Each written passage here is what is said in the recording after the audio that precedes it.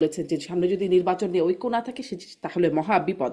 আমি সেই প্রসঙ্গে যাবার আগে একটু এই বিষয়টা নিয়ে কথা তুলতে চাই যে নিরাপত্তা আঞ্চলিক নিরাপত্তা সম্মেলনে যোগ দিতে আম, বাংলাদেশের বাংলাদেশ থেকে যাচ্ছেন খলিলুর রহমান নিরাপত্তা উপদেষ্টা, ভারতের নিরাপত্তা উপদেষ্টা অজিত দোভালের আমন্ত্রণে। আমি ডাক্তার আব্দুল নূর হোসেন আপনার কাছ থেকে শুরু করতে চাই যে বৈঠকটা তো আন্তরিক নিরাপত্তা বৈঠক, কিন্তু এখানে আসলে শেখ হাসিনা কোনো ফ্যাক্টর হবে কিনা আলোচনার বিষয়বস্তু নিজেদের মধ্যে আলোচনায়, আপনার কি বিশ্লেষণ, কি মনে হয়? কারণ 17 তারিখে বা শেখ হাসিনা রায় আছে, যদিও রায়ের পরে এই বৈঠকটা অনুষ্ঠিত হতে যাচ্ছে, কিন্তু একটা মানে আলোচনার বা কোথাও কোনো ফ্যাক্টর হবেন কিনা শেখ হাসিনা?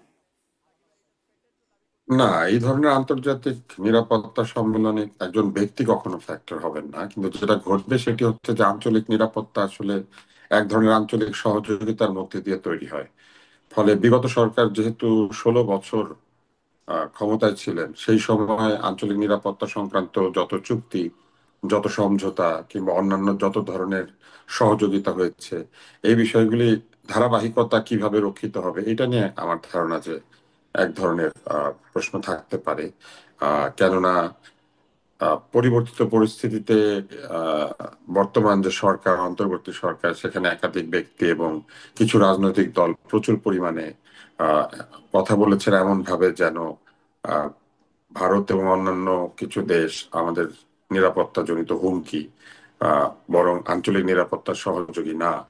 ফলে আমার মনে হয় যে এক ধরনের শীতল একটা সম্পর্ক যেহেতু তৈরি হয়েছে, তাই এই ধরনের একটি আন্তর্জাতিক সম্মেলনে আহ কতটুকু ওয়ার্ম ওয়েলকাম হবে কিংবা কতটুকু উষ্ণ আলোচনা হবে, এই বিষয়গুলি হয়তো একটা চিন্তার বিষয় হতে পারে। আর আরেকটি হচ্ছে যে সম্পর্কে যদি কোনো বরফ থাকে, সেই বরফ গলানোর বিষয়টা আমার কাছে মনে হয়েছে যে আমাদের তরফ থেকে করতে হবে, কেননা সম্পর্কের এক ধরনের উত্তাপ তৈরি করার বিষয়টাও কিন্তু আমরাই করেছি। তাই আমার সেরকম মনে হয় কিছু যে করা হবে বলে আপনার মনে হয়? মানে আপনি বলছেন করতে হবে, করা কি হবে বলে মনে হয়? করার আমার ধারণা হয়তো একটা চেষ্টাও থাকবে, কেননা সামনে যেহেতু নির্বাচন আছে, নির্বাচনের আগে আহ, কিছু সমস্যা কিন্তু থাকে। যেমন নির্বাচনের সময় অবৈধ অনুপ্রবেশ বন্ধ করা, হুম। সীমান্তে এক্সট্রা নজরদারি রাখা, নির্বাচনের সময়ে আহ, সীমান্ত চৌকিগুলিতে অধিকতর নজরদারি করা, পণ্য আমদানি রপ্তানির ক্ষেত্রে বিশেষ লক্ষ্য রাখা যাতে কোনোভাবেই অবৈধ কোনো অস্ত্র কিংবা সরঞ্জাম বাংলাদেশে প্রবেশ না করে নির্বাচনকালীন হুম। সময়ে বা তার আগে। এই বিষয়গুলির ক্ষেত্রে আমার মনে হয় যে সবসময় ভারতের একটা সহযোগিতার প্রয়োজন থাকে, এই জন্য যে আমাদের এখানে অবৈধ অস্ত্র ঢোকার যে রুট, সেটা কিন্তু দুটি দেশ, মিয়ানমার এবং ভারত। এবং ভারতের সঙ্গে আমাদের বৃহৎ সীমান্ত থাকার কারণে এটা অনেক সহজ। বিশেষ করে দেশীয় অস্ত্রশস্ত্র যেগুলো থাকে, আপনি নিশ্চয়ই জানেন যে ভারতে প্রচুর দেশীয় অস্ত্র তৈরি হয়। ভারতে কিন্তু আহ একেবারে আসলের মতো দেশীয় অস্ত্র তৈরি হয়, যেগুলি হয়তো কার্যকারিতা কম কিন্তু যথেষ্ট হুম। লেথাল। ফলে এই জিনিসগুলি যাতে না ঢুকে, এরকম একাধিক চিন্তা ভাবনা আছে। এবং জি, আমার কাছে সেগুলো মনে আলোচ্য হয়েছে যে বিষয়বস্তু হতে শুধু পারে। তাই না, সীমান্তবর্তী যে নির্বাচনী এলাকাগুলি আছে, সেইখানে বিভিন্ন সময় দলগুলি অভিযোগ করে যে ভুয়া ভোটার ঢুকে পড়ে। এরকম নানান আছে, আপনি দেখবেন ইন্ডিয়াও করে এটা, যে আমাদের লোক নাকি গিয়ে সেখানে ভোট দিয়ে দেয়, এইসব বলে। তো এইগুলি যাতে প্রশ্ন না উঠে, এই জন্য আমার মনে হয় যে আলোচনা হবে বা করা উচিত। জি, স্পষ্ট। অনেক ধন্যবাদ ডাক্তার আব্দুল নূর তুষার।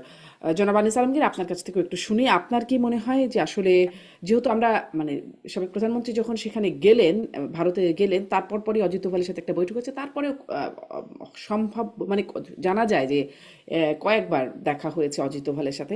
এখন অজিত দোভালের সাথে বৈঠক হতে যাচ্ছে খলিলুর রহমানের, এবং তার আমন্ত্রণেই যাচ্ছেন তিনি এই বৈঠকে যোগ দিতে।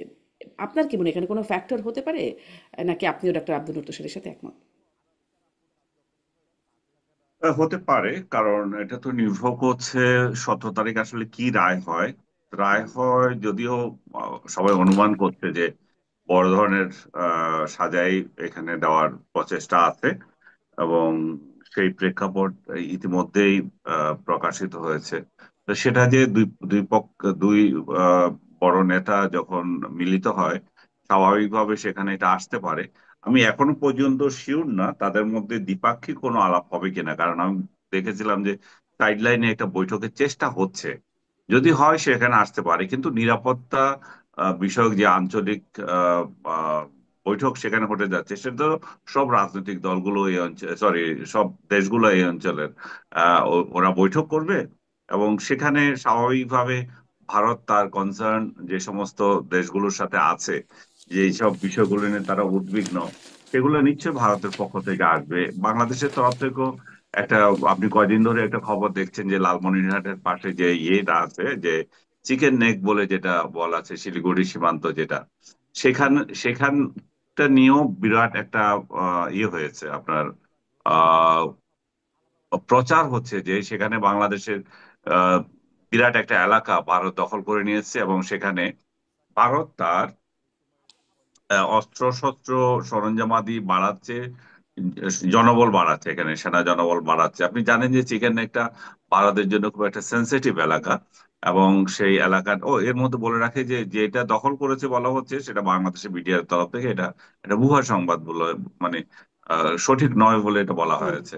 আমি যেটা বলছিলাম যে চিকেন একটা ভারতের জন্য খুব একটা সেন্সিটিভ এলাকা, কারণ তার সেভেন সিস্টারে যাওয়ার জন্য এই ছোট জায়গাটা, এই করিডোরটা খুব ইম্পর্টেন্ট। কারণ এর এক পাশে আছে নেপাল, যেটা করিডোরের পশ্চিম পাশে, আর বাংলাদেশ আছে করিডোরের দক্ষিণ দিকে, আর ভুটান আছে করিডোরের উত্তর দিকে, আর চীন আছে একটুখানি দূরে, এই যে তিব্বত অঞ্চল যেটা ভুটানের ওপারে উত্তরের উত্তরের দিকে আছে এটা। হুম। তো এই পরিস্থিতিতে, সরি, হ্যাঁ, তো এই জি, আমরা এই কিন্তু শুনছি, জি। হুম ও আচ্ছা, আমার একটা কল এসেছিল, তো এখানে আমার ডিস্টার্ব হচ্ছিল। তো আমি যেটা বলতে চাচ্ছিলাম যে এই করিডোরটা ভারতের জন্য খুব ইম্পর্টেন্ট। এখন ভারত সেখানে যদি নিরাপত্তা সংকট বোধ করে, যেটা সেভেন সিস্টারকে নিয়ে তারা বারবার এই উদ্বেগ প্রকাশ করে আসছিল, বিশেষ করে ডক্টর ইউনূসের সরকার ক্ষমতা আসার পর থেকে। তো আমার মনে হয় যে সেই বিষয়গুলো এখানে আসতে পারে, যেহেতু যদি দ্বিপাক্ষিক আলাপ হয়ে থাকে, নিরাপত্তার প্রশ্নে এসব বিষয়গুলো আসতে পারে। আর বাংলাদেশের সার্বিক পরিস্থিতিও যে এখানে আসবে না তা না। নিরাপত্তা উপদেষ্টার সাথে এই আমাদের খলিলুর রহমানের এর আগে একটা বৈঠক হয়েছিল দিল্লি ইয়েতে, আহ আপনার থাইল্যান্ডে প্রথম হয়েছিল যখন নিরাপত্তা উপদেষ্টা হন নাই। এরপরে এসে ওনাকে এই পদ দেওয়া হলো, যদিও তার এই বিষয়ে কতটা অভিজ্ঞতা আছে দেশে অনেক সমালোচনার সম্মুখীন হয়েছিল, কারণ পররাষ্ট্র বিষয়ে ওনার সামান্য কিছু অভিজ্ঞতা আছে, যেখানে যেহেতু ইভেন উনি অ্যাম্বাসেডরও ছিলেন না। তো এই পরিস্থিতিতে ওনাকে বিরাট একটা পোস্ট দেওয়া হয়েছে। সেই পোস্টের বিপরীতে তাকে কতটা ইন্ডিয়া মূল্যায়ন করে, এবং কতটা এই মুহূর্তে তিনি বাংলাদেশ কিংবা ওই অঞ্চলের বাংলাদেশ ভারতের নিরাপত্তার জন্য হুমকি হবে না সে বিষয়ে আশ্বাস দিতে পারেন, সে বিষয়গুলোর উপর নির্ভর করছে। ভারতে ইতিমধ্যে কয়েকটা একটা বিস্ফোরণ ঘটেছিল, সেটা আপনি দেখেছেন। হুম হুম সেই জায়গায়ও কিন্তু বাংলাদেশের নাম এসেছিল, যে যে পাকিস্তানি গোয়েন্দা, পাকিস্তানি যে জঙ্গি সংগঠনের একটা বড় নেতার নাম উঠে এসেছিল, যে তারা চাচ্ছিল যে বাংলাদেশকে কেন্দ্র করে ভারতের উপর অস্থিতিশীলতা সৃষ্টি করার। সার্বিকভাবে বাংলাদেশকে টার্গেট করে ভারতীয় মিডিয়ায় এক ধরনের বড় ধরনের প্রচারণা আছে, যে ভারত বাংলাদেশের জন্য আগামী দিনে একটা নিরাপত্তা হুমকি হিসাবে দেখা দিচ্ছে। ওই বিষয়গুলো আমার মনে হচ্ছে এখানে উঠে আসতে পারে, অস্বাভাবিক কিছু নয়। জি, আপনি বলছিলেন যে নিরাপত্তা উপদেষ্টার এই পদ দেয়া প্রসঙ্গে, তখন মনে পড়লো এটাও একটু জিজ্ঞাসা করে ফেলি একই সাথে যে প্রফেসর আলী রিয়াজকে এখন প্রধান উপদেষ্টা বিশেষ সরকারি উপদেষ্টা পদমর্যায় দেয়া দেয়া হচ্ছে, প্রজ্ঞাপন জারি হয়েছে। আম, এটিকে আপনি কিভাবে দেখেন? তিনি তো এখন যদিও প্রবাসী যুক্তরাষ্ট্রে অবস্থান করছেন। উনার এই বিষয়টা আমি পজিটিভলি দেখি। কারণ হচ্ছে যে উনি যে কাজ করে গিয়েছেন এখানে, ঐক্যমত্যের নামে অনৈক্য সৃষ্টি করে দিয়ে যে উনি চলে গেছেন, তো এই অনৈক্যের বরফ যে এখন মানে আরো মানে আরো কঠিন হয়ে যাচ্ছে, সেই কঠিনতর অবস্থা থেকে সরানোর জন্য আমি তো এই মুহূর্তে কোনো উপদেষ্টাকে দেখছি না। যেহেতু উনি এই বিষয়টা ডিল করেছেন, হুম রাজনৈতিক দলগুলোর সঙ্গে ইতিমধ্যে তার একটা কথা বলার সম্পর্ক গড়ে উঠেছে, তো সেদিক থেকে উনি যদি হঠাৎ করে এটা ছেড়ে যান, অসম্পূর্ণ হয়ে থাকে, তো নির্বাচন পর্যন্ত না হোক, আমি মনে করি যে নির্বাচন এটা হিসাব না, হুম নির্বাচনের সাথে ওনার কোনো সম্পর্ক নেই মনে করেন, কিন্তু এর সাথে তো সম্পর্ক আছে, গণভোট নিয়ে, সংস্কার নিয়ে, এই সমস্ত কথাবার্তায় ওনার অবদান আছে, এবং বা ওনার এটা কি বলবো, অবদান শব্দ বলবো না, ওনার অ্যাকশন আছে, যে উনি এগুলি যেহেতু ওইগুলো উনিই তৈরি করেছেন, এবং রাজনৈতিক দলগুলোর মধ্যে একটা ভুল বুঝাবুঝি সৃষ্টি করেছেন। ওনার বিরুদ্ধে অভিযোগ 17ই জুলাই রাজনৈতিক দলগুলো যে এটাতে স্বাক্ষর করেছিল, বিশেষ করে বিএনপি অভিযোগ করছে যে সেই জিনিসটাকে না দিয়ে উনি সনদে নতুন করে ওনার মন গড়া ভাবে কিছু সংযোগ করেছেন এবং কিছু সত্য দিয়েছেন, এবং সেই সেই বিষয়গুলো ইতিমধ্যে আপনার যে সনদের যে আহ গেজেট আকারে প্রকাশিত হলো সেটা নিয়েও রাজনৈতিক দলগুলো বিশেষ করে বিএনপি তার আপত্তি জানালো, যে যেটা আমরা প্রথম প্রতিক্রিয়ায় দেখলাম যে আমাদের সাথে যেটা প্রতিশ্রুতি ছিল সেটা প্রথম প্রধান উপদেষ্টা নিজেই তো বরখেলাপ করেছেন, এরকম অভিযোগ উঠেছিল। তো সেই দিক থেকে আমি মনে করি যে আলী রিয়াজকে জি, এখানে দেওয়াটা খারাপ কিছু হয়নি, কারণ ইতিবাচক বলে মনে করছেন। জি, আনিস আলমগীর, ইতিবাচক ধন্যবাদ মনে করি আপনাকে। এই জন্যই যে হ্যাঁ। এই ইতিবাচক মনে করি এই জন্যই যে ডক্টর ইউনূস ক্ষমতায় আসার পর যেইভাবে যদু মধুদেরকে যেখানে সেখানে বসাচ্ছে এবং বসিয়েছে, প্রশাসনকে একটা মানে একটা খেলো বিষয় তৈরি করেছে। সেই বিশেষ করে আমাদের মিডিয়া অঙ্গনে যে পোস্ট গুলা বিএসএস থেকে শুরু করে বা ওয়াশিংটনের প্রেস মিনিস্টার থেকে শুরু করে অযোগ্য লোকদেরকে যে উনি বসিয়েছেন, এবং এই অযোগ্যতার লিস্ট ধরে যদি টানা হয় তাহলে সেটা আরো দীর্ঘায়িত হবে। তো সেই জায়গায় আলী রিয়াজ আমি মনে করি যথেষ্ট প্রজ্ঞাবান ব্যক্তি এবং এখানে ঠিকই আছে। জি, আপনি ইতিবাচক হিসেবে দেখছেন, মানে তিনি, আপনি বলছিলেন অনৈক্য তৈরি করে গেছেন, এখন তারই যেহেতু অ্যাকশন আছে তিনি ভূমিকা রাখতে পারেন। কিভাবে ভূমিকা রাখতে পারেন আমি একটু ডাক্তার আব্দুল তুষার আপনার কাছ থেকেও জানতে চাই, যে এই প্রসঙ্গটা একটু ছোট্ট করে শুনে নেই, যে তাকে যে এই বিশেষ পদে অল্প দিনের মধ্যে আবার দেয়া হলো, এটাকে আপনি কিভাবে দেখছেন? আসলে কি তিনি এসে এই অনৈক্যটাকে ছোটাতে পারবেন, যে অনৈক্য তিনি বাঁধিয়ে গেছেন? না, অনৈক্য ছোটানোর তো আর কোনো পদ্ধতি তার কাছে নাই, কারণ ঐকমত্য কমিশনের কাজ তো শেষ। তা আমার কাছে মনে হয়েছে যে প্রধান উপদেষ্টা তার পছন্দের লোকজনকে তার নিজের কাছে রাখতে চান। তিনি এক ধরনের স্বাচ্ছন্দ্য বোধ করেন তার আস্থাভাজন লোকদেরকে দিয়ে একাধিক কাজ করাতে। এই জায়গাতে অন্য ব্যক্তিও হয়তো নিযুক্ত হতে পারতেন। আর আরেকজন হঠাৎ উপদেষ্টা তার কেন দরকার হবে, হুম, হুম, এটাও তো একটা প্রশ্ন। কারণ উপদেষ্টা নিয়োগ করলে তো উপদেষ্টাকে বেতনও দিতে হয়, তাই না? হুম। তো ওনাকে উপদেষ্টা পদমর্যাদায় নিয়োগ দিয়ে রেখে দিলে কি বিষয়ে তিনি উপদেশ দিবেন সেই বিষয়টা কিন্তু নির্দিষ্ট করা হয় নাই। হয়তো হতে পারে এরকম যে এই জুলাই সনদ বাস্তবায়ন এবং প্রক্রিয়া যা আছে সেগুলা নিয়ে কোনো প্রশ্ন হলে কিংবা কোনো আলোচনার প্রয়োজন দেখা দিলে হয়তো তিনি সেই আলোচনাটা ইনিশিয়েট করবেন, অথবা তিনি সে আলোচনা অংশ নেবেন, অথবা তার কাছে লোকজন জানাতে পারবে। এটা হতে পারে এই কারণে যে এই কমিটির তো প্রধান ছিলেন ডক্টর মোহাম্মদ ইউনূস নিজেই। তো যেহেতু উনি ব্যস্ত বিভিন্ন কাজে, কেননা তিনি তো একই সাথে প্রধান উপদেষ্টা, হয়তো এটাও হতে পারে যে তিনি নিজের উপর চাপ কমানোর চাইতে মানে ইচ্ছায় উনি ঐকমত্য কমিশনের সাথে জড়িত অন্তত একজনকে রেখে দিয়েছেন, যিনি সরকারের হয়ে প্রশ্ন উত্তর কিংবা আলোচনা সমালোচনা এগুলা করতে পারবেন বা উত্তর দিতে পারবেন। জি, আমি এছাড়া আসলে যে, আমি দেখি হ্যাঁ, না কোনো কারণে যে কেন একজন উপদেষ্টা বাড়িয়ে উপদেষ্টার বেতন সুবিধাদি এই আগামী 3 মাসের জন্য দিতে হবে। এই একটাই কারণ হতে পারে, আর যদি অন্য কোনো কারণ থেকে থাকে সেটা আমি আন্দাজ করতে পারছি না। প্রধান উপদেষ্টা বিশেষ সহকারী এরকম পদে মানে আগে ছিলেন মাহফুজ আলমকে আমরা দেখতাম, তিনি ছিলেন, পরে তো তিনিও উপদেষ্টা হলেন। তিনি অবশ্য আজকে দেখলাম বলছেন যে কেন তারা পারলেন না, মানে পারলেন না এরকম একটা জায়গায় তিনি কনক্লুশনে গেছেন। আহ, এখন আসলে বিশেষ সহকারী মনে করতে পারছি না কারা আছেন প্রধান উপদেষ্টা। এখন বিশেষ সহকারী কে আছেন আমার মনে নাই, আমারও নাই। কারণ আচ্ছা, বিশেষ সহকারীদের তো আসলে কোনো কাজ থাকে না। বিশেষ সেটাই তো, মানে কি সহকারীর কাজ করেন সেটা থাকে না, আমরা বুঝি মানে না। হচ্ছে যে ওনারা স্পেশাল অ্যাসিস্ট্যান্ট, যে কাজ দেওয়া হবে ওনারা সেটাই করবেন। ব্যাপারটা এরকম আর কি, কিন্তু তাদের পদমর্যাদাটা অনেক উপরে থাকে।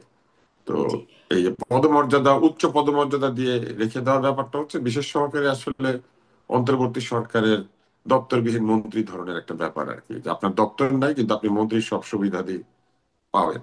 হুম, তো এইটা জি, কতটুকু যুক্তিসঙ্গত সেই বিবেচনায় না যায়, তবে এটা জি। আমার প্রশ্নটা ধারণা যে তুললাম একটা কারণ আসলে কারণে এটা করা নিয়ে অনেক হয়েছে। প্রশ্ন উঠছে। উনি ইলেকশন প্রশ্নগুলো পর্যন্ত নিশ্চয়ই ওনার শুনেছেন। অতি হুম। আস্থাভাজনদেরকে চারপাশে রাখতে চান সেই জন্য।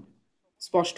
ডাক্তার আব্দুল তুষার, এই ঐক্য অনৈক্য যেটা তৈরি হলো সেটা নিয়ে আরেকটু কথা বলবো, তবে তার আগে একটু শেখ হাসিনার প্রসঙ্গটা এইভাবে শেষ করি। 17ই নভেম্বর তার রায়ের ঘোষণা, সময় নির্ধারিত আছে। কি হতে পারে বলে মনে হয়? মানে 13 তারিখে একটা পরিস্থিতি আমরা দেখলাম, একটা লকডাউন, সেটা নিয়েও একটু জানতে চাই আপনার কাছে কি মনে হয়, সেই লকডাউনটা কি সফল হলো? সরকার যে প্রতিহত হওয়ার কথা বললো, সরকার কি সফল হলো? কার সফলতা কতটুকু?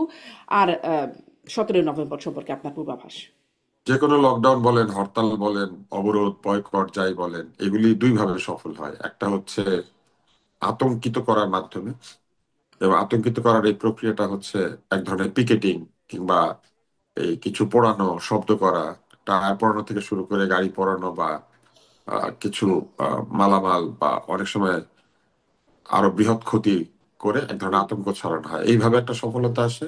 আর একটা সফলতা আসে জনগণ যদি স্বতঃস্ফূর্ত ভাবে হরতাল বয়কটে অংশ নেয়। হুম, তো গত যে লকডাউনটি আমরা দেখেছি মূলত ফেসবুকের মাধ্যমে জানাজানি হয়েছে। আহ, স্থগিত দল আওয়ামী লীগ তো আর কোথাও জনসভা করে নাই, বা হুম, কোনো দলীয় কর্মসূচির মধ্যে দিয়ে জনগণকে এটা জানায় না। এটা মূলত সোশ্যাল মিডিয়া নির্ভর একটা প্রচারণা থেকে শুরু হয়েছে, এবং কিছু কিছু জায়গায় ঝটিকা মিছিল এরকম হয়েছে, যেটা এরই মধ্যে তারা করেছে। ফলে আমার মনে হয় যে ওইভাবে আতঙ্ক ছড়াতে তারা খুব একটা সক্ষম হয় নাই। কিন্তু তারপরও অনেকাংশে ঢাকা শহরে এবং দেশের বিভিন্ন জায়গাতে গাড়ি ঘোড়া চলে নাই। এর একটা বড় কারণ হচ্ছে আতঙ্ক সরকারই ছড়িয়েছেন এবং আওয়ামী লীগ বিরোধীরা ছড়িয়েছেন। যেভাবে তারা রাস্তায় নেমে এসেছেন, সারাদিন মিছিল করেছেন, আওয়ামী লীগ ঠেকাতে চেয়েছেন, 32 নম্বরের আশেপাশে পাহারা দিয়েছেন, মানে তারা আওয়ামী লীগ ঠেকাও কর্মসূচি পালন করেছেন ওই দিন। তো লাঠি সোটা হাতে যদি কেউ রাস্তায় থাকে, সাধারণত মানুষ তখন ওই রাস্তায় অ্যাভয়েড করে, ওই দিন বের হতে চায় না। মূলত এই লকডাউন সফল করেছেন অন্তর্বর্তী সরকার এবং তার মিত্র রাজনৈতিক দলগুলি। কেননা অন্তর্বর্তী সরকার অনেক কথাবার্তা বলেছেন যে এটা ঠেকানো হবে, বা সব ধরনের ব্যবস্থা নেওয়া হয়েছে, চূড়ান্ত নিরাপত্তা আছে, এই ধরনের কথাবার্তা বলেছেন। অন্যদিকে কিছু লোক রাস্তায় প্রচুর হুজ্জত হাঙ্গামা করেছে, মানুষজনকে প্রহার করেছে। আগের সরকারের মতে মানুষের মোবাইল বের করে করে চেক করেছে মোবাইলের মধ্যে কি আছে, কোনো আপত্তিকর ছবি আছে কিনা। আগের সরকার যেমন আপত্তিকর ছবি মনে করতো বেগম খালেদা জিয়ার ছবি, এই সরকার নিশ্চয়ই কার ছবি খুঁজেছে আপনারা বুঝতেই পারছেন। ফলে স্বভাব চরিত্র আইন শৃঙ্খলা রক্ষাকারী বাহিনী বলেন আর সরকার বলেন বদলায় নাই। হুম। হরতাল তাহলে বয়কট এইভাবে কি এগুলা আসলে ডাকে সরকারের আওয়ামী লীগ বিরুদ্ধে। তার গায়ে যে কালিগুলো ছিল আস্তে আস্তে এভাবে কি মুছে ফেলছে, যে যে তার গায়ে যে না, কালি ছিল সেই কালি না, কালী এখন? মোছা এত সহজে সম্ভব না। আওয়ামী লীগ হুম, মনে মনে খুব আশা করে। আওয়ামী লীগ তো খুব আশাবাদী টাইপের দল, মানে অনেক অন্যায় করে তারপরে ভাবে যে লোকে ভুলে যাবে। তো লোকে এত সহজে ভুলে না। আসলে আওয়ামী লীগ বড় বড় রাজনৈতিক ব্লান্ডার করেছে। আমরা শুধু মনে করছি যে আওয়ামী লীগের ভুলগুলা এই 5ই আগস্ট বা জুলাই থেকে 5ই আগস্ট পর্যন্ত কয়েক মাসের ভুল, ব্যাপারটা তা নয়। আওয়ামী লীগ মোটা দাগে বৃহৎ বৃহৎ যেসব ভুল করেছে সেটার কালমিনেশন, বা সেটার একটা ফলাফল হচ্ছে এই আন্দোলন।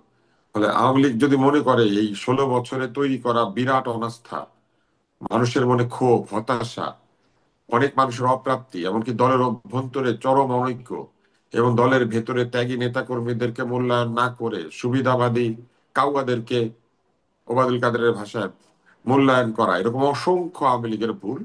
এবং সেই সব ভুলের মোচন এরকম একটা লকডাউন টকডাউন দিয়ে সম্ভব হবে না। আওয়ামী লীগের অত্যন্ত গভীরভাবে তাদের দল নিয়ে চিন্তা ভাবনা করা হুম, উচিত, তাদের ভুল ত্রুটি বিচার বিশ্লেষণ করা উচিত। তারা যেভাবে ব্যক্তি নির্ভর হয়ে গিয়েছেন, হুম। যেভাবে একটু ব্যক্তির এখানেও কথা একটু উঠে প্রশ্ন করি, বসে। ডাক্তার আব্দুল তুষার, এই যে ভুল ত্রুটি বিচার বিশ্লেষণ করা উচিত বলছিলেন না আপনি, আমরা তো শুরু থেকেই দেখছিলাম যে, এবং এটা নিয়ে দেশে আলোচনাও ছিল যে এত কিছু করার পরে তাদের মধ্যে কোনো অনুশোচনা নাই, কিন্তু সম্প্রতি আহ, শেখ হাসিনা যে সাক্ষাৎকারগুলো দিচ্ছেন সেখানে তিনি কিন্তু আলটিমেট লিডারশিপ রেসপন্সিবিলিটি সেটাকে স্বীকার করছেন।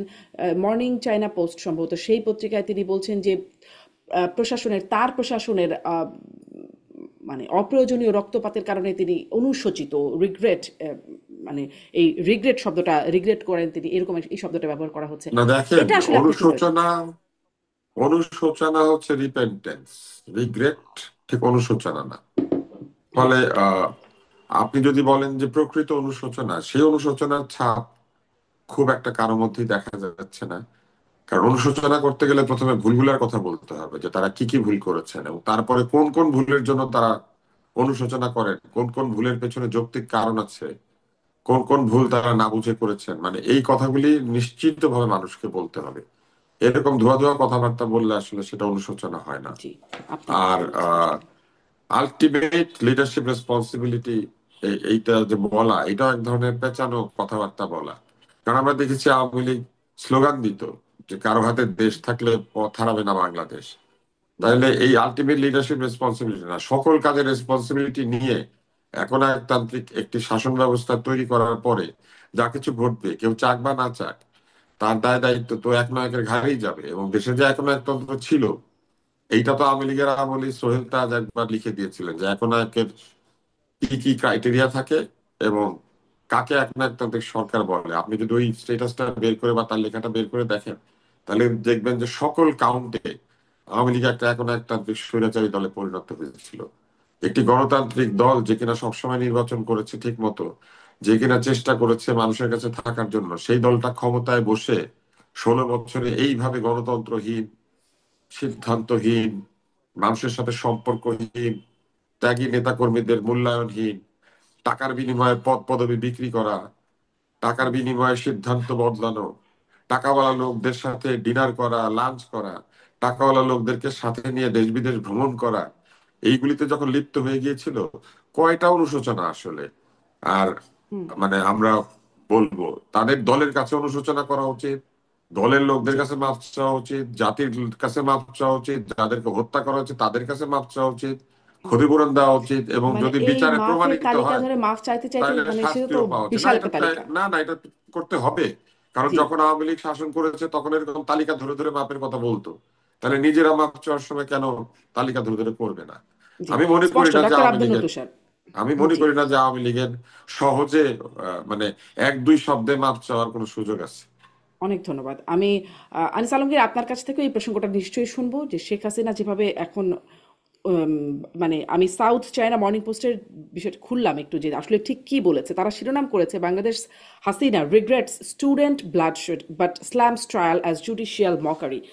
ওই যে আমি দেখছিলাম যে আমি ভুল শব্দ ব্যবহার করলাম না, আসলে রিগ্রেট শব্দটা ব্যবহার করছেন তিনি, আসলে সেটাই বলছেন যে প্রশাসনের অপ্রয়োজনীয় রক্তপাত হয়েছে, সেটার জন্য তিনি অনুসূচিত। আপনি আসলে অনুতপ্ত। এটাকে যে অনুতপ্ত, অনুশোচিত বা অনুতপ্ত, যে সেটিকে আপনি কিভাবে দেখছেন, এই অনুশোচনা বা লিডারশিপ রেসপন্সিবিলিটি স্বীকার করে সেটিকে আপনি কিভাবে দেখছেন?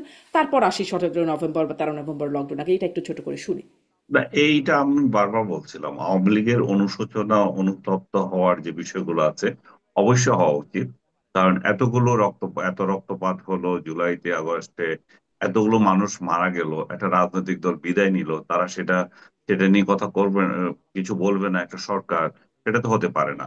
তো আপনি যদি আসলে অনুতপ্ত হয়ে থাকেন, অনুশোচনা হয়ে থাকে, আপনি যদি মনে করেন যে আপনার কালেকটিভ লিডারশিপে ভুল ছিল, আপনার প্রশাসনের ভুল ছিল, আপনি এগুলোকে এভাবে চান নাই, তাহলে সেটার জন্য আপনার অনুতপ্ত কেন, আপনার ক্ষমা চাওয়া উচিত। এবং এই ক্ষমাটা আমি মনে করি যে এই কোন পত্রিকার সাথে কোন কথা দিয়ে আমি চাইবো না, আমি চাইবো আমার রাজনৈতিক দলের একটা সিদ্ধান্ত দিয়ে। এটা তারা যেহেতু এখনো কোনো দলটাকে কমিটি বিলুপ্ত করে নাই, তো যেহেতু কমিটি বিলুপ্ত করে নাই, তাহলে কমিটি দিয়ে সেটা চাইতে পারে যে তাদের তাদের রাজনৈতিক কার্যক্রম এখন যেভাবে চলছে সেভাবে করতে পারে। তারা তাদের ফ্যাক্ট তো আছে, তাদের কমিটি তো এখন এক্সিস্ট করছে। এবং সেটাও আরেক ধরনের মানে আহ, খারাপ কাজ বলবো আমি, যে একটা অভ্যুত্থানের পরে আপনার সরকার পরিবর্তন হয়ে গেল, আপনি সেই সমস্ত ক্রিমিনাল গুলোকে আপনার পাশে রেখেছেন যাদের কারণে এত সব ঘটনা ঘটলো। আপনার দলের লোকদের, যে দুর্বৃত্ত লোক যেগুলো ছিল, সেগুলোকে কোনো সাজা দিলেন না আপনি। হুম। আপনি অন্তত 100 লোককে তো আপনি এখান থেকে বহিষ্কার করতে পারতেন যে এই সমস্ত দুর্বৃত্তরা আমার এখানে থাকবে না। আমরা এমন একটা স্বচ্ছ রাজনৈতিক দল করতে চাই যাদের হাতে রক্ত থাকবে না, যারা এই জুলাই ঘটনার মধ্যে যদি কারো ইনভলভ হয়ে থাকে, আমাদের দৃষ্টিতে আমরা তাদেরকে ইয়ে করে দেব, বিচার আগে করে দেব। এখন আপনি কোনো বিচারই করেন না, আপনার শেখ পরিবারের সবাই সবার আগে পালায়, এবং আপনি যে আসবেন আবার যে এই শেখ পরিবার নিয়ে আসবেন না, আপনি যে এই দুর্বৃত্তদের নিয়ে আসবেন না, তার তো কোনো গ্যারান্টি নাই। তো শেখ হাসিনা যতদিন পর্যন্ত এই গ্যারান্টি জাতিকে দিচ্ছে না, যতদিন পর্যন্ত জুলাই বিষয়ে ওনার রিগ্রেট। গ্যারান্টি দিচ্ছে না, কিন্তু এটা কি একটা আভাস, আভাস দেখেন কিনা? কারণ তিনি এটাও কিন্তু একটা সাক্ষাৎকারে না, বলেছেন আমি যে মনে করি যে শেখ নেতৃত্বে হাসিনা, বা বিরোধী দলে থাকা অবস্থায় যে তার পরিবারকেই থাকতে হবে তেমনটা না, মানে এ, সেটি একটা না, বলছে, এটা নট এটা উনি নেসেসারিলি। উনি উনি এটা পজিটিভ কথাবার্তা বলেছেন যে তার পরিবারই থাকবে, সেটাও উনি ক্লিয়ার করেছেন। সেটা আমি সাধুবাদ জানাই যে উনার নেতৃত্বের পরে যে উনার পরিবারে কেউ আসবে নট নেসেসারি, এটা দল থেকে উঠে আসতে হবে। উঠে আসুক, উনিও যদি চেয়ে থাকেন সেটা। কিন্তু বাস্তবতা হচ্ছে যে এই শেখ পরিবারের দুর্বৃত্তরা যারা এখান থেকে টাকা পাচার করেছিল, যারা নিয়ম অনিয়ম যা ইচ্ছা তা করেছিল, তাদের বেলায় উনার দরদ কমে নাই। তো জি। উনি এদের ব্যাপারে উনি কোনো পদক্ষেপ নিচ্ছেন না। দ্বিতীয়ত, যে দুর্বৃত্তগুলো আমি যে বলছিলাম, আমি দু চারটা নাম বলতে তো লজ্জা লাগে এদেরকে, যে হাসান মাহমুদের মতো লোকগুলা বা আরো কাদেরের মতো লোকগুলা, দীপু মনির মতো লোকগুলা, এরা যদি উনার দলে এখনো থেকে থাকে, আরো অনেকগুলো আছে, এই তালিকা অনেক দীর্ঘ, উনি ভালো করে জানেন কারা কারা এই দুর্বৃত্ত, কারা কারা লুটপাটে জড়িত ছিল, কারা কারা অ্যাট্রোসিটিতে জড়িত ছিল, কারা কারা দেশের টাকা পাচার করেছিল, কারা কারা বিরোধী দলকে দমন হুম, করার ক্ষেত্রে এমন স্বৈরাচারী আচরণ করেছিল। তো উনি যদি এগুলো ঠিক করতে পারেন, তাহলে শুধুমাত্র আমি মনে করি যে বাংলাদেশ আওয়ামী লীগের জন্য দরজা মানুষ খুলে দেবে। কারণ মানুষ ক্ষমা করতে জানে, ক্ষমা আপনার চাইতেও হবে। আপনি ক্ষমাও চাইবেন না, আপনি যদি মনে করেন যে এইভাবে চলবে দেশের মধ্যে, আবার আওয়ামী লীগ ক্ষমতায় আসবে, সেটা তো ভুল রাজনীতি হবে। এবং জি শেখ হাসিনার আরেকটা বড় বিষয় হচ্ছে যে শেখ হাসিনাকে তৃণমূল পর্যায়ে বাংলাদেশে তার দলের লোকেরা চাচ্ছে, এটাতে কোনো সন্দেহ নাই। এবং তাকে একটা ঐক্যের প্রতীক হিসাবে মনে করে তারা। এগুলো সবই তার দলের জন্য পজিটিভ দিক। কিন্তু উনি সেটা কিভাবে ব্যবহার করছেন, উনি কি দুর্বৃত্তদের যিনি যতদিন সাজা দেবেন না, ততদিন তো এটা এটা নিয়ে তার দলের লোকেরও খুশি হবে না। কারণ জি উনার পরাজয় মানে হচ্ছে যে এ তার পুরো দলেরই পরাজয়, পুরো কর্মী নেতা সবারই পরাজয়, সবারই পলায়ন করা। ওনার পরাজয় মানে হচ্ছে বাংলাদেশের মুক্তিযুদ্ধের পক্ষের শক্তির পলায়ন করা, বাংলাদেশের মুক্তিযুদ্ধের পক্ষের শক্তির পরাজয়। তারা আজকে কথা বলতে পারে না, তাদেরকে আজকে মুক্তিযুদ্ধের পক্ষে কথা বলতে গেলে তাদেরকে শাসায়, তাদেরকে আওয়ামী ট্যাগ কেন দিয়ে দেয়। মুক্তিযুদ্ধের পক্ষে কি আর কোনো শক্তি নাই, মানে সব শক্তি শুধু তার দলেই আছে বা তার পক্ষেই আছে? হ্যাঁ, এটা আমরা আগে মনে করতাম যে বাংলাদেশে আওয়ামী লীগ বাংলাদেশে মুক্তিযুদ্ধের চেতনা বিক্রি করে খাচ্ছে, এবং তারাই শুধুমাত্র মুক্তিযুদ্ধকে নিয়ে ধারণ করে এ ধরনের যে কথাবার্তা বলে, এগুলো খুব খুব এক ধরনের চেতনা ব্যবসা। কিন্তু সত্যিকার অর্থে 5 আগস্টের পরে আবার এটাও প্রমাণিত হয়েছে, আসলে শুধু এরা যদি ব্যবসা যদিও করে থাকে, সেটা তো এখন প্রমাণিত যে আর মুক্তিযুদ্ধের পক্ষে তো অন্য কেউ নাই। মুক্তিযুদ্ধের পক্ষে যদি কেউ থাকতো, স্বাধীনতা হুম, যুদ্ধের স্মৃতিগুলো যে এইভাবে নষ্ট হচ্ছে, এবং হুম, 32 নম্বর সহ মুক্তিযুদ্ধের স্মৃতি বিজড়িত জায়গাগুলো যে ধ্বংস করা হলো, বাংলাদেশের জি, প্রতিনিয়ত মানে এখানে সেখানে মুক্তিযুদ্ধের যত চিহ্ন আছে এগুলোকে যে ধ্বংস করা হচ্ছে, ইনক্লুডিং আপনার মনে করেন সেই বিজয় আহ, সরণিতে বঙ্গবন্ধুর সেই বিশাল আকার মূর্তি সহ সারা দেশের মূর্তির কি হয়েছে না হয়েছে, এই যে প্রতীকী ভাবে বলেন বা যেভাবে বলেন, মুজিব হুম, নামটা মুছে দেওয়ার প্রচেষ্টা যেভাবে বাংলাদেশ থেকে চলছে, তো সেখানে শুধুমাত্র মুজিবকে আওয়ামী লীগের নেতা হিসেবে কল্পনা করছি কেন আমরা, বা মুক্তিযুদ্ধকে আওয়ামী লীগের ভাবছি কেন? সেই জায়গায় তো অন্য রাজনৈতিক দলগুলো এর কোনো প্রতিবাদ করেনি, বিশেষ জি। করে বিএনপি সহ, এবং আমাদের প্রগতিশীল যে সমস্ত রাজনৈতিক দলগুলো আছে, তারা তো এটা নিয়ে কিছু বলেনি। তাতে করে আওয়ামী লীগ আরো বড় গলায় বলতে পারছে যে হ্যাঁ, আমরাই তো মুক্তিযুদ্ধের ধারক বাহক, এবং এবং তারা প্রমাণ দিচ্ছে যে তারাই শুধুমাত্র ছিল এবং জি, তারা সোল এজেন্ট হিসেবে ছিল। জি, তো আপনার বক্তব্য স্পষ্ট। আনিস আলমগীর, আমি এইটা নিয়ে, এই প্রসঙ্গটা নিয়ে যদি ছোট্ট করে কিছু যুক্ত করতে চান, ডাক্তার আব্দুল লতিফ স্যার, আমার মূল প্রশ্ন আসলে 17ই নভেম্বরকে ঘিরে, যে কি হতে পারে, কি পূর্বাভাস মনে হয়? কি হতে পারে এটা বলা খুবই কঠিন, কেননা রায়ও আমরা জানি না, আর আওয়ামী লীগের কর্মসূচি কি সেটাও আমরা জানি না। আর রায় কি আইন ধারণা সম করতে পারেন? মানে আমাদের দেশের হয় না যে রায় না, আমরা আমি বেশিরভাগ ধারণা সময় করতে আগেই আসলে ধারণা আমি করে ফেলি। আসলে ধারণা করতে পারি না, এই জন্য যে আওয়ামী লীগের সাংগঠনিক শক্তি সম্পর্কে আসলে এখন আর বাংলাদেশের মানুষের কোনো শ্রদ্ধা নাই, কোনো শ্রদ্ধা অবশিষ্ট নাই। আঞ্চলিক ভাবে আওয়ামী লীগের কিছু পাওয়ার হাউস আছে যেখানে হয়তো আওয়ামী লীগের লোকজন বেশ হইচই করে, কিন্তু সারা বাংলাদেশে আওয়ামী লীগের যে শক্তি, সেই শক্তি নিয়ে মানুষের অনাস্থা আছে। আর দ্বিতীয় হচ্ছে আওয়ামী লীগ সেই কোনো একটা কর্মসূচি বলা বা সেটাও করে না, আর বলাটাও কিন্তু অবৈধ, কেননা বাংলাদেশে তো তারা নিষিদ্ধ ঘোষিত বা স্থগিত একটি রাজনৈতিক দল, তাদের তো কোনো রাজনৈতিক ঘোষণা কিংবা দেয়া না দেওয়ার কথা না। আর রায় কি হবে এটা তো আমরা একটা আন্দাজ করতে পারি, কেননা হুম, আহ ডেফিনেটলি রায় তার জন্য খুব একটা ইতিবাচক রায় হবে না। ফলে কি ঘটবে এটা আসলে আমাদের জানার জন্য 17 তারিখ পর্যন্ত অপেক্ষা করতে হবে। তবে আমি যেটা বুঝি যে মুক্তিযুদ্ধের পক্ষের শক্তি আওয়ামী লীগ একমাত্র নয়, এখানে কমিউনিস্ট পার্টি সহ আরো অনেক দল আছে, কিন্তু মেজরিটির শক্তি বলেন বা আহ, দলীয় শক্তি বলেন, এইসব ক্ষেত্রে ওই দলগুলি অনেক ছোট বলে তারা সেরকম ইম্প্যাক্ট ক্রিয়েট করতে পারে না। কিন্তু আওয়ামী লীগ এই মুক্তিযুদ্ধের শক্তি এই কথা বলে বলে মুক্তিযুদ্ধের বিরাট ক্ষতি সাধন করেছে, কারণ মুক্তিযুদ্ধকে তারা দলীয় প্রপার্টিতে পরিণত করেছে এবং মুক্তিযুদ্ধের নেতৃবৃন্দকেও তারা দলীয় প্রপার্টিতে পরিণত করেছে। তারা মুক্তিযুদ্ধকে সার্বজনীন না করে এটা আওয়ামী লীগের সম্পত্তি হিসেবে ব্যবহার করেছে, এবং এটা করার ফলে জনগণের একটা বিরাট অংশ মনে করেছে যে এটা মূলত আওয়ামী লীগের যুদ্ধ, এবং এই ব্যাপারটাকে তারা স্থাপন করার চেষ্টা করেছে।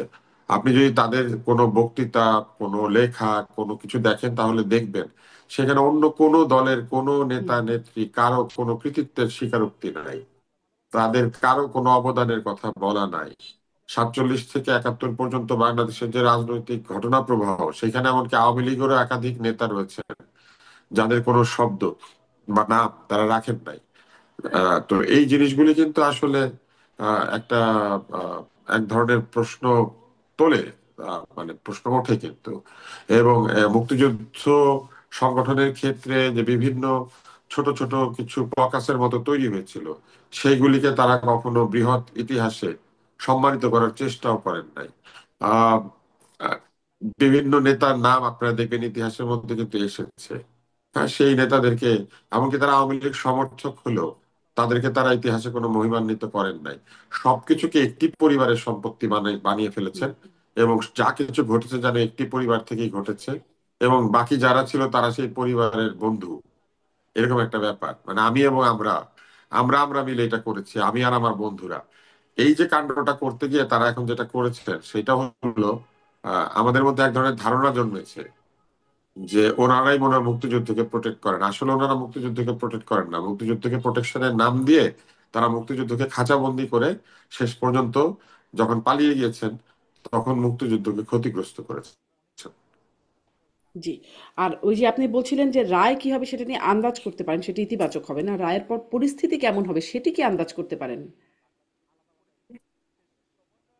রায় আসলে আন্দাজ করা যায় না। রায় আমরা কি করে আন্দাজ করবো? কেননা রায় তো আসলে বিচারকদের বিষয়, এবং রায় আন্দাজ করাটা সঠিকও না, এটা সঠিক প্রক্রিয়া না। আগে থেকে রায় বলা কিংবা আগে থেকে রায় নিয়ে চিন্তা ভাবনা করা, তবে নিশ্চয়ই কঠোর দণ্ড হবে, এটা তো ভাবার কোনো হুম, কারণ নাই হুম, যে এই আদালত, যে আদালত বিচার করছে তার প্রতি কোনো কারণে সফট হবে, এটা তো ভাবার কথা না। এবং এই এইটি তো, এই যে বিচারটা যে হচ্ছে, এত দ্রুত সময়ে বিচার করে রায় দিয়ে দেওয়া হচ্ছে, এটাও তো একটা চাপ ছিল তো এই আদালতের উপরে যে আহ, প্রতীকী বিচার বা কিছু কিছু হুম। মানুষের বিচার সম্পন্ন করতে হবে। তো মামলা তো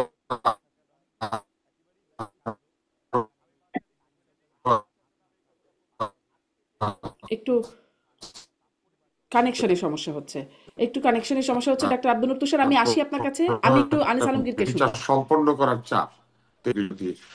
যারা যারা আহত নিহত হয়েছেন হুম। তারাও তো বলছেন, তাই না? তো রায় তো খুব মানে প্রীতিকর হওয়ার কথা না। জি, ধন্যবাদ ডাক্তার আব্দুল তুষার। একটু কানেকশনেও সমস্যা হচ্ছিল, যদিও সেটা এখন চলে গেছে। আনিস আলমগীর, আপনার কাছ থেকেও শুনি যে আপনি কি মানে আপনি কি মনে করতে পারেন রায়ের বিষয়ে কোনো আন্দাজ করতে পারেন কিনা? সেটি করা ঠিক না যদিও বলছেন ডাক্তার আব্দুল তুষার, কিন্তু আমরা আসলে দেশের মানুষের মধ্যে এটা একটা বড় আলোচনা। কি হতে পারে রায়, আর রায়ের পরে পরিস্থিতি কি হতে পারে? তাই কি হতে পারে সেটা অবশ্যই আন্দাজ করা যায়, কারণ এদের জন্য বিশেষ বিশেষজ্ঞ হওয়ার তো দরকার নেই। আমাদের ক্ষমতাসীন সরকার যারা থাকে তাদের পক্ষে রায় লেখা হয়। বাংলাদেশের অতীত ইতিহাস গুলো কি বলে, একই তো ঘটনা। এবং এই রায় কি হবে সেটা বিচারক এবং তার আইনজীবী, শেখ হাসিনার আইনজীবীর আলাপের মধ্যেও দিয়ে ফুটে উঠেছে। এবং শেখ হাসিনা নিজেই এই যে কয়দিন ধরে আপনি যে সমস্ত ইন্টারভিউ দেখছেন, সেখানেও একই আশঙ্কা করছেন। আমি আজকে ওনার ভয়েসে শুনলাম, কার সাথে কথা বলছে জানি না, যে বলছে যে যে উকিলটাকে দেওয়া হয়েছে আমার তরফ থেকে, সে শুরুতে ভালো ভালো কথা বলেছিল, আমি আমি শুনতে ভালো লাগছিল আমার। পরবর্তীতে আমি দেখলাম যে আদালতে বিচারকের সঙ্গে উনি যে কথা বলছেন সেখানে বলছেন যে রায় তো কি হবে আমরা জানি, বা এটাতে সাজানো একটা মানে ঘটনা ঘটবে, সে ধরনের একটা ইঙ্গিত শেখ হাসিনা দিয়েছেন। তো সেক্ষেত্রে শেখ হাসিনা নিজেই আশঙ্কা করছেন যে কঠোর ধরনের এক ধরনের সাজা হবে, এবং সেটা সাজানো বলে আহ উনি উনি উনি মনে করেন। আমি রায় বিশেষজ্ঞ নয়, সাজানো কিনা এটা বলতে পারি না, কিন্তু এটুকু আপনাকে বললাম যে বাংলাদেশে ক্ষমতাসীন যারা থাকে তাদের ইশারা ইঙ্গিতে রায় লেখা হয়। এবং অতীত হয়েছে, ভবিষ্যতে আমরা চেয়েছিলাম যে এই এই অবস্থা থেকে একটা উত্তরণের জন্য, কিন্তু সেটা এখনো হয়নি। ভবিষ্যতে হবে কিনা আমি জানি না। আর রায়ের পরে কি হবে সেটা কঠিন ব্যাপার, কারণ এই মাত্র কয়দিন আগেই তারা একটা বড় ধরনের আহ ডেমনস্ট্রেশন করলেন, যেটা আব্দুল তুষারও বলছিলেন যে আমাদের এখানে অ্যাট্রোসিটি বা মারামারি, কাটাকাটি, হত্যা বা এটি এটি কি বলে গাড়ি পোড়ানো, এগুলা দিয়ে আবার বিচার করা হয় সফল হলো কি না হলো। বাস্তবে তো এটা হওয়া উচিত না। পার্টিসিপেশন দেখা উচিত মানুষের কতটুকু আছে, কিন্তু মানুষের পার্টিসিপেশন তো আপনি এখানে রাজনৈতিক দলগুলো যারা এই আহ্বান করেছে তারা নিজেরাই বসে আছে কোথায়? তারা গায়েবী অবস্থায় এই ধরনের আন্দোলন করছে, এবং সাধারণ মানুষ, দলীয় কিছু মানুষ রাস্তায় ছিল, তারা তাদের বরং কিছু গ্রেপ্তার হয়েছে। তবে সাধারণ মানুষের পার্টিসিপেশন যদি বলেন, এটা মাস ধরনের ছিল না, এটা ছিল এক ধরনের হুম, ভীতিকর পরিস্থিতি তৈরির ফসল। আপনি এই যে কে আপনার গাড়ি ভাঙবে, আপনি কেন রাস্তায় নামবেন, বা আজকে গাড়ি নাই আমি কিভাবে অফিস যাব, এইরকম পরিস্থিতিতে হয় নাই। এখন 16, 17 আবার 2 দিন ডেকেছে। 17 তারিখ হয়তো বিশেষ কিছু ঘটবে বলে সবাই আশঙ্কা করছে। তো কি ধরনের ঘটতে পারে আমরা কেউ জানি না, তবে আওয়ামী লীগ যে ধরনের একটা রাজনৈতিক দল, তাদের যে শক্তিমত্তা আছে, তারা সেটা তো প্রদর্শন করার চেষ্টা করবে। এবং অতীতের হুম, তাদের অতীত বিশ্লেষণ করলে আমরা দেখতে পাই যে তারা এই ধরনের ধ্বংসাত্মক কর্মসূচিতে কোনো অংশে পিছিয়ে থাকে না। তারা এক ধরনের হুম। ইয়েতে আছে তারা, এবং এটা মানে তারা আমাদের যখন, জন্য, মানে ঢাকাবাসীর জন্য অন্তত বা দেশবাসীর জন্য শঙ্কিত হবার মতো কারণ, অস্বস্তিতে এটা থাকবার হচ্ছে মতো সারা কারণ আছে। দেশে দেখেছে, কিন্তু ঢাকা শহরের জন্য বিশেষ হওয়ার কারণ আছে। কারণ হুম, রাজধানীতেই তো সব টার্গেট করা হয়, রাজধানীতে আন্দোলন সফল হলে সারা দেশে সফল। হুম, হুম, রাজধানী আক্রান্ত হয়েছিল বলেই তো শেখ হাসিনা নিজের সরকারের পতন হয়েছিল, রাজধানী আক্রান্ত হয়েছিল এরশাদও পতন হয়েছিল, খালেদা জিয়ারও পতন হয়েছিল। তো রাজধানীকে কেন্দ্র করে সবকিছু যখন ঘটে, রাজধানীর যদি গোলযোগ হয় সেটা রাজধানী হুম। কেন্দ্রিকই হবে, আমরা আশঙ্কা করতে পারি। জি, আনিস আলমগীর, ধন্যবাদ। ওই যে মানে পূর্বাভাস হতে 13 তারিখ নিয়েও যে কথা বলছিলাম, সেটিতে আমি একটু ডক্টর আব্দুল নূর আপনার কাছ থেকে এটি একটু জিজ্ঞাসা করতে চাই যে সরকারি লকডাউন সফল করে দিয়েছে, একরকম আলোচনা হচ্ছিল, বলছিলেন আপনারা যে ভয়ভীতি সৃষ্টি করা, রাস্তায় লাঠিয়াল বাহিনী বা সরকার এবং আওয়ামী বিরোধী যারা, তারাই। এখানে একটা ঘটনা দেখলাম যে মুস্তফা সরোয়ার ফারুকী, মাননীয় সংস্কৃতি উপদেষ্টা, তিনি 13 তারিখে হুমায়ুন আহমেদের জন্মদিন উপলক্ষে একটা বড় আয়োজন করতে চেয়েছিলেন। তিনি ফেসবুকে পোস্ট দিয়েছিলেন যে পূর্ণিমা হলে সেদিন খুব ভালো হতো, ভালোবাসার পূর্ণিমা হবে, এইরকম বক্তব্য দিয়ে। কিন্তু তারপরে আসলে প্রোগ্রামটা কি হলো, নাকি লকডাউন উপলক্ষে তিনি প্রোগ্রামটা বাদ দিয়ে দিলেন? না, ওটা 20 তারিখে পিছিয়ে দেওয়া হয়েছে। তবে ওই দিন তো এই অনুষ্ঠান করলে তাদের পক্ষের লোকেরা তো লাঠি সোটা হাতে রাস্তায় ছিল, তারা কি করে পূর্ণিমা দেখতে আসবে লাঠি হাতে, তাই না? এটা তো সম্ভব না। আর ওই দিন যদি, এটাও আশা করার কোনো উপায় নাই যে আওয়ামী লীগের মধ্যে যারা হুমায়ুনের ভক্ত আছেন তারা আসবেন এই উৎসবে, ফলে ওই দিন আসলে উৎসব সফল করার কোনো অবস্থা ছিল না। যারা ফারুকীর ভক্ত, যারা তারাও আসার উপায় ছিল না, কারণ তারা তখন আওয়ামী লীগ ঠেকাতে ব্যস্ত। আবার ওদিকে যারা হুমায়ুন আহমেদের ভক্ত, আওয়ামী লীগ করেন, তাদেরও আসার কোনো উপায় ছিল না। ফলে ওই দিন তো আসলে কোনো অনুষ্ঠান করারই আসলে পরিবেশ ছিল না। হুম। তার মানে এই জন্য মানে এই জন্য এটা 20 তারিখে পিছিয়ে দেওয়া হচ্ছে বলে শুনতে পেয়েছি। জি। আম আসি এবার তাহলে ওই যে সামনে অনৈক্য যে মানে মানে আমরা যে অনৈক্যটা দিয়ে শুরু করলাম, যে যেটি ডক্টর আলী রিয়াজ সৃষ্টি করে গেছেন বলে আপনারাই বলছিলেন। উম দুঃখিত।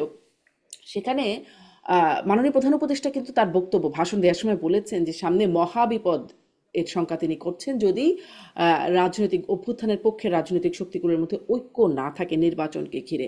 আনিস আলমগীর, নির্বাচনকে ঘিরে ঐক্য তো খুব একটা দেখছি বলে মনে হয় না। জামাত ইসলাম আঙ্গুল বাঁকা করার হুমকি দিয়েছে, জামাতের আমির তো বলেই রেখেছেন যে 26-এ কোনো নির্বাচন হবে না যদি না জুলাই সনদ ইস্যুতে গণভোট নির্বাচনের আগেই সেটি হতে হবে, তাছাড়া 26-এ কোনো নির্বাচনের সম্ভাবনা নাই। পরিস্থিতি বা তারা যে তাদের অবস্থান বদলে এসেছেন, এমন কিছু আভাস পেয়েছেন কিনা? যদি অনৈক্য এরকম থেকে থাকে, তাহলে আপনি আসলে কত নম্বর বিপদ সংকেত দেখেন সামনে? আমি বিপদ সংকেতের কথা বলবো না, কারণ অনেকে যে খুব বেশি দিন স্থায়ী হবে তাও না। কারণ এই জন্যই যে বিএনপি ইলেকশনের জন্য ডেসপারেট, তারা যে কোনো মূল্যে ইলেকশন করবে। এবং আজকেও দেখেন মির্জা ফখরুল তার স্টেটমেন্টে বলেছেন যে আপনার জামাতকে উদ্দেশ্য করে, যদি আপনারা নির্বাচনে না আসেন তাহলে ওই দলটা ভেনিশ হয়ে যাবে বা তাদের ক্ষয়ক্ষতি হবে। তো তার মানে কি? তার মানে হচ্ছে যে তারা নির্বাচনে যাবে এবং অন্যদেরকেও আসতে বলছে। এখানে যে অনেককে যে কথাটা বলা হচ্ছে, জুলাই আহ সনদ বাস্তবায়নের ক্ষেত্রে আহ বিরোধী যারা, বিএনপি বিরোধী যারা আছে, তাদের এক ধরনের প্রচেষ্টা আছে যে বিএনপি কে সংস্কার বিরোধী হিসাবে একটা ট্যাগ দেওয়া। এই এই এই প্রচেষ্টা তারা আগাগোড়া করে যাচ্ছে। বিএনপি এখন সেটা কিভাবে সামাল দেবে, সেটা হচ্ছে বিষয়। কারণ বিএনপি সংস্কারের বিরোধিতা করছে না, আবার যে পদ্ধতিতে এই গণভোটের ব্যবস্থা করা হচ্ছে সেটাতে তাদের আপত্তি থাকা স্বাভাবিক। কারণ 17ই আগস্ট যে সনদে তারা অক্টোবর, স্বাক্ষর হ্যাঁ। করেছিল সেই সনদ তাদের নাই। এটা ভিন্ন ধরনের একটা সনদ আসছে। এবং যে উদ্ভট কিছু প্রশ্নমালা দিয়ে যে গণভোট করতে যাচ্ছে, সেটাতে নিরক্ষর লোকেরা তো বোঝার কোনো সম্ভাবনা নাই, অক্ষর জ্ঞান সম্পন্ন লোকেরাও যেতে এটা বুঝবে না। তো তাহলে বিএনপির কি করা উচিত? হাঁ বলে দেওয়া? হাঁ তো তারা বলতে পারে না, কারণ এগুলো এখানে অনেকগুলো যেগুলো তারা দ্বিমত পোষণ করেছিল বা ভিন্ন মত দিয়েছিল, এরকম 8-10টা ইস্যু রয়ে গেছে এবং মেজর ইস্যু রয়ে গেছে। তো সেখানে তারা হাঁ কিভাবে বলে? আবার না যদি বলে তাহলে তারা কিভাবে না বলবে? তারা হয়তো তখন এটা বলতে পারে যে আপনারা নাতে ভোট দেন, এবং যেই 17ই আগস্ট, সরি অক্টোবর, আমরা যেটা অক্টোবর, হ্যাঁ। স্বাক্ষর করেছিলাম সেই আলোকে আমরা যদি জিতে আসি আমরা এটা বাস্তবায়ন করব।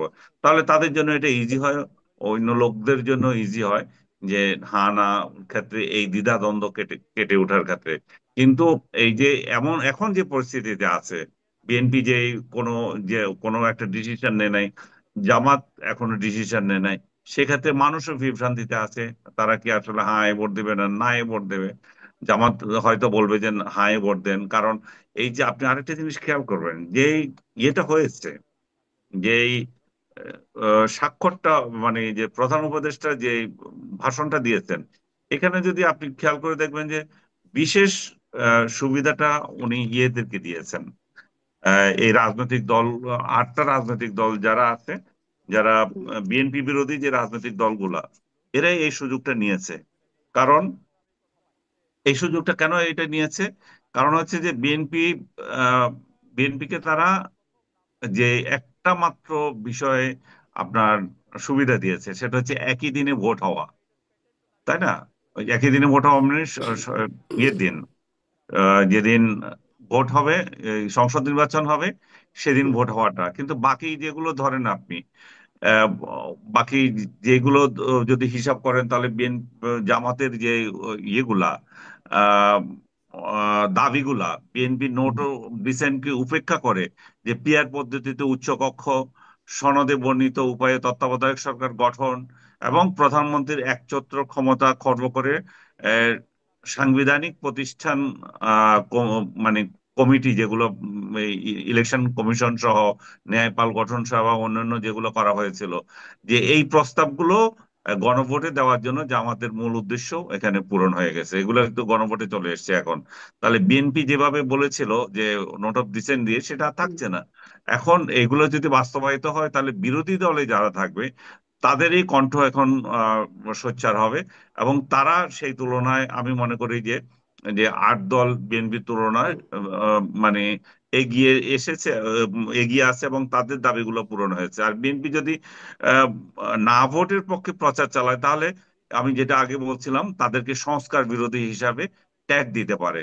এখন বিএনপি আসলে কোন দিকে যাবে, কিভাবে হুম, এটার না ভোট এবং হা ভোটের এই বিষয়টা সমাধান করবে, আমি এখনো পর্যন্ত তাদের কাছ থেকে কোনো আভাস পাচ্ছি না। কিন্তু জি। এইটুকু আভাস আনিস পাচ্ছি যে আলমগীর, তারা একটা আভাস নির্বাচনের কিন্তু, ব্যাপারে বদ্ধপরিকর, নির্বাচনে তারা যাবেই। জি, স্পষ্ট। অনেক ধন্যবাদ আনিস আলমগীর। একটা আভাস কিন্তু পাওয়া যাচ্ছে যে আমি ডাক্তার আব্দুল তুষারকেও এই বিষয়টা জিজ্ঞাসা করতে চাই যে বিএনপি মহাসচিব মির্জা ফখরুল ইসলাম আলমগীর একটা সম্প্রতি একটা আলোচনায় বলেছেন, মানুষ গণভোট বোঝে না, জুলাই সনদ বোঝে না, মানুষ বোঝে নির্বাচন। আর জয়নাল আবদিন ফারুক, সাবেক চিফ হুইপ বিএনপির এবং বিএনপি চেয়ারপারসন উপদেষ্টা, তিনি কিন্তু গণভোটে নায়ের পক্ষে, না ভোট দেবার জন্য তিনি ইতিমধ্যেই বলেছেন। আসলে কি মনে হচ্ছে কিন্তু ডাক্তার আব্দুল দলগত তুষার? সিদ্ধান্ত তো আসতে হবে, উনি পার্সোনালি বলে তো হবে না। হ্যাঁ, হ্যাঁ, সেটাই আরকি। আ এর আগে, মানে এই ভাষণের আগে বিএনপির একটা না ক্যাম্পেইনও ছিল সামাজিক যোগাযোগ মাধ্যমে।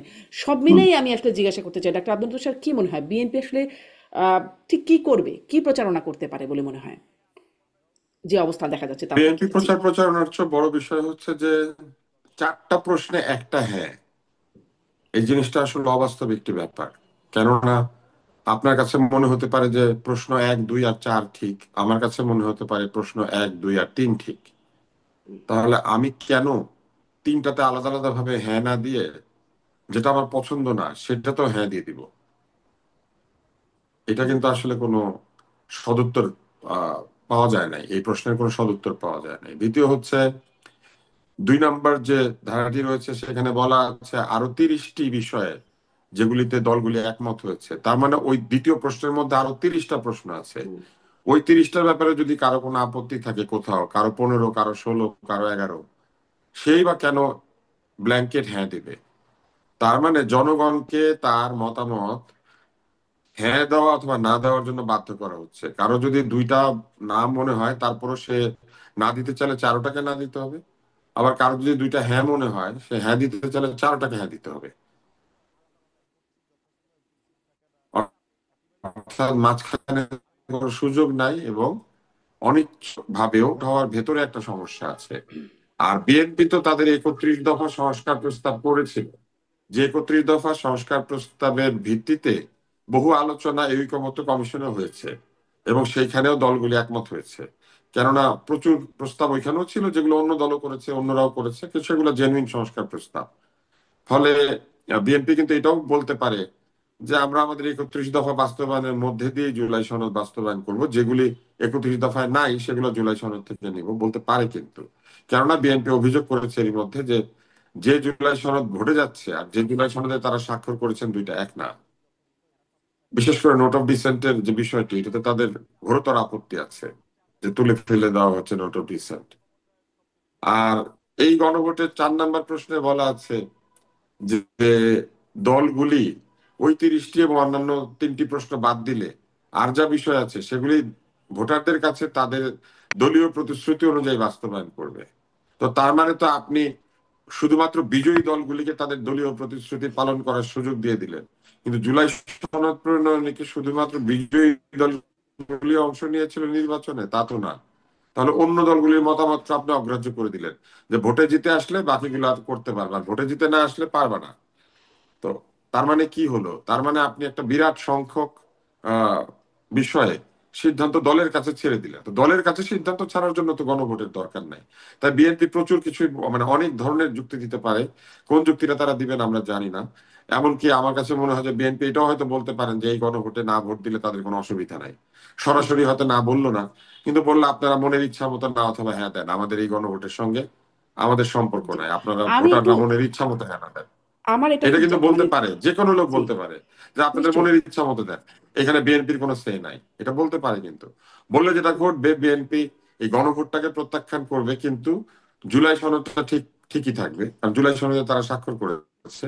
এবং তারপরে তারা দলীয় সিদ্ধান্ত অনুযায়ী জুলাই সনদ বাস্তবায়ন করবে, দলের সাথে যেগুলো মিলবে সেগুলো করবে, যেগুলো মিলবে না করবে না, মানে অনেক স্কোপ ওপেন করে দেওয়া হয়েছে। হুম। এবং এই এই ওপেন করে দেওয়ার বিষয়টা এই ঐকমত্য কমিশন এবং এই অন্তর্বর্তী সরকারই করেছেন, এইভাবে একটা গণভোট আয়োজন করে। জি। আমি আসলে এই একদম শেষ করে ফেলতে চাই প্রোগ্রামটা। কিন্তু এই বিষয়টা একটু জানতে চাই। এটা যে আপনাদের কি মনে হয়? সামনে গণভোটে কি হ্যাঁ জিতবে? না জিতবে? কত শতাংশ মানুষ ভোট দিতে পারে? আপনাদের একটা বিশ্লেষণ, ধারণা, মানে এই অবস্থার প্রেক্ষিতে আপনাদের ধারণা সম্পর্কে জানতে চাই। ডাক্তার আব্দুল তুষার, আপনিও যদি এইটুকু বলেন খুব সংক্ষেপে এই প্রশ্নগুলো। এই এই গণভোটের সঙ্গে আমাদের সাধারণ মানুষের সম্পর্ক তো খুবই কম, কারণ সাধারণ মানুষ এই গণভোটের বিষয়গুলো বোঝে না। ফলে এমনিতেই একটা সিঙ্গেল কোশ্চেনের গণভোট যখন হয়েছে এর আগে, তখন আমরা দেখেছি অতি অল্প সংখ্যক মানুষ এসেছে। কারণ মানুষ মনে করেছে কিছু লোক হ্যাঁ দিলেই হবে, অনেকটা হুম। জানাজার নামাজের মতো। সব লোক তো জানাজার নামাজ পড়তে যায় না। কমিউনিটির একটা অংশ যদি জানাজার নামাজ পড়ে তাহলে জানাজার নামাজটা হয়ে যায়। সেই রকম গণভোটের বেলা মানুষ মনে করে যে ঠিক আছে, মানুষ তো হ্যাঁ দিবেই, যারা হ্যাঁ পার্টি তারা মনে করবে যে হ্যাঁ তো দিবেই, তো আমার যাওয়ার দরকার কি, হ্যাঁ জিতে যাবে। আর যে না দিবে সে চিন্তা করবে আমি না দিই বা লাভ কি, এই জিনিসটা আমার পছন্দ না, এত কষ্ট করবো কেন, তারাও আসে না। তো যে কারণে আমরা দেখেছি যে এর আগে যে গণভোটগুলি হয়েছে, একমাত্র জিয়াউর রহমান সাহেবের সময় যে গণভোট, যেটা ওনার আহ, শাসনকালীন সময় জনগণ সন্তুষ্ট কিনা এরকম একটা প্রশ্ন ছিল, হুম। ওইটা বাদে বাকি কোনো গণভোটে অফিসিয়ালিও কোনো বৃহৎ সংখ্যা দেখানো সম্ভব হয় নাই। ওই গণভোটটাতে একটা সংখ্যা ছিল যেটা আমার অবিশ্বাস্য ছিল, প্রায় 99%-এর কাছাকাছি, 97-98% সম্ভবত, আমি তখন অনেক ছোট। তো এছাড়া কাগজে কলমে ভোটের পার্সেন্টেজ যাই হোক না কেন, সাধারণত গণভোটে 20%, 18%, 25% লোক হয়, আর হয় না। তো তার মানে এই গণভোটটা এরকম হয়ে যাওয়ার সম্ভাবনা। কিন্তু একটা কথা আছে, যেহেতু গণভোটার ভোট একসাথে হবে, তাতে করে বহু মানুষ একসাথেই ভোট দিতে পারছে, দিয়ে হুম, দিবে, তাতে করে ভোটের পার্সেন্টেজ আর গণভোটের পার্সেন্টেজ সমান হয়ে যেতে পারে, একটা সম্ভাবনা আছে, বা কাছাকাছি হতে হুম, পারে। হুম। আপনি ঢুকবেন, শুধু গণভোটটা না দিয়ে বের হয়ে যাবেন, দিলেন না ভোটটা, অ্যাবস্টেইন করলেন, এটা তো হতে পারে। আর আমরা তো এখনো জানি না, এই সরকার তো বাধ্য করে, যদি এরকম করে যে আগে গণভোটে হ্যাঁ না দেওয়ার পরে আপনার হুম, ব্যালট ওপেন হবে, তাহলে জোর করে হ্যাঁ না ভোট দিতে বাধ্য করবে আর কি। তো জি। সেরকম আন- হলে পরে আমার কাছে মনে হয় যে মানুষ বিরক্ত হবে, এবং তাতে করে নায়ের দিকে পাল্লা ঝুঁকে পড়তে পারে। আর জি। কিছু কিছু দল তো অবশ্যই না ক্যাম্পেইন করবে। আওয়ামী লীগ লুকিয়ে আছে বা পালিয়ে আছে, কিন্তু আওয়ামী লীগের ভোটাররা কি আর ভোট দিতে যাবে না? কোনো কারণে যদি আওয়ামী লীগ গণভোটকে না দিতে বলে, তাহলে তো একটা বিরাট সংখ্যক ভোট নাতে পড়ার সম্ভাবনা আছে। আনিস আলমগীর, আপনার বিশ্লেষণ। এটা তো আওয়ামী লীগ যদি নাতে ভোট দেয়, আহ, তা আওয়ামী লীগ ভোট দিতে যাবে কিনা সেটা তো বড় কোশ্চেন, কারণ তো আওয়ামী লীগ ভোট বর্জন করার আহ্বান জানিয়ে দিয়েছে। তো আওয়ামী লীগের নাই ভোট দেওয়ার, বা যদি যায়ও, এটা খুবই যে সিগনিফিকেন্ট হবে তা না। এখানে পুরোটাই নির্ভর করছে বিএনপির উপর। বিএনপি যদি না ভোটের পক্ষে সুদ তোলে, আপনি যেভাবে বলছিলেন, দু হুম, একজন নেতা ওইভাবে বলছিল, তাহলে এটা একটা ডিজাস্টার হবে। এটা কোনোভাবেই জেতার কোনো সম্ভাবনা নাই। কারণ ভোটের অঙ্কে অন্যদের এই ভোট নাই যে এটা কি জিতিয়ে আনতে পারবে, এটা হাঁ করতে পারবে। কারণ অতি নগণ্য বিএনপি, জামাত এবং আদার্সদের যে ভোট, জনগণ তো নিজে বুঝে না এটা। তো জনগণের তো এটা মাথা ব্যথাই নাই। তো জনগণকে বুঝাবে যে রাজনৈতিক দলগুলো, এই রাজনৈতিক দলগুলোর সিদ্ধান্ত কথায় তো তারা মোটিভেটেড হয়ে দিতে যাবে।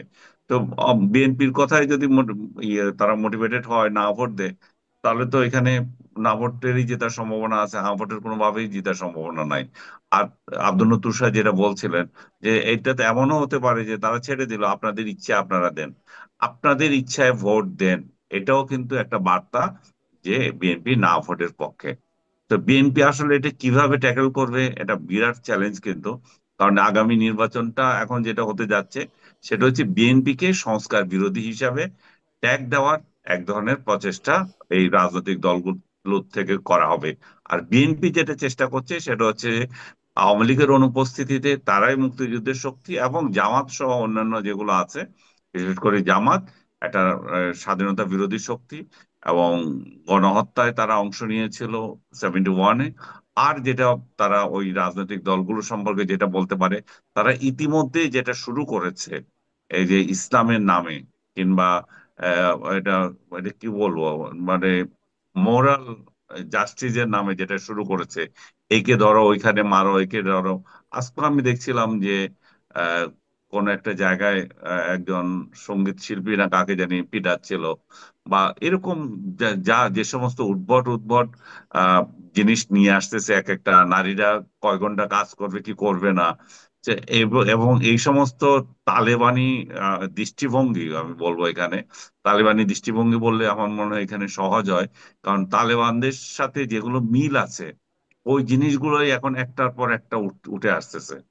এবং এইটা উঠে আসতেছে বলে, তাহলে এই শক্তি যদি আসলে ক্ষমতায় আসে, তাহলে রাষ্ট্রের কি হবে, সেটাও বিএনপির তরফ থেকে উদ্বেগ ভালো করে প্রকাশ করা যায়। বিএনপি তখন এটাকে হাইলাইট করবে, এরা একটা রাজাকার, এবং এরা সমাজে বিশৃঙ্খলা সৃষ্টির জন্য পশ্চাৎপদতায় অংশ নিচ্ছে। বিএনপির এটা হচ্ছে ক্যাম্পেইন থাকবে, আর তাদেরকে ঘায়েল করবে তারা জুলাই চেতনা হুম। বাস্তবায়ন করতে চায় না। এখন জুলাই চেতনা এখন এত 1.5 বছরে এসে আসলে কোন পর্যায়ে আছে, মানুষের হৃদয়ে আছে কি, নাকি মানুষ বীতশ্রদ্ধ হয়ে গেছে জুলাই নিয়ে।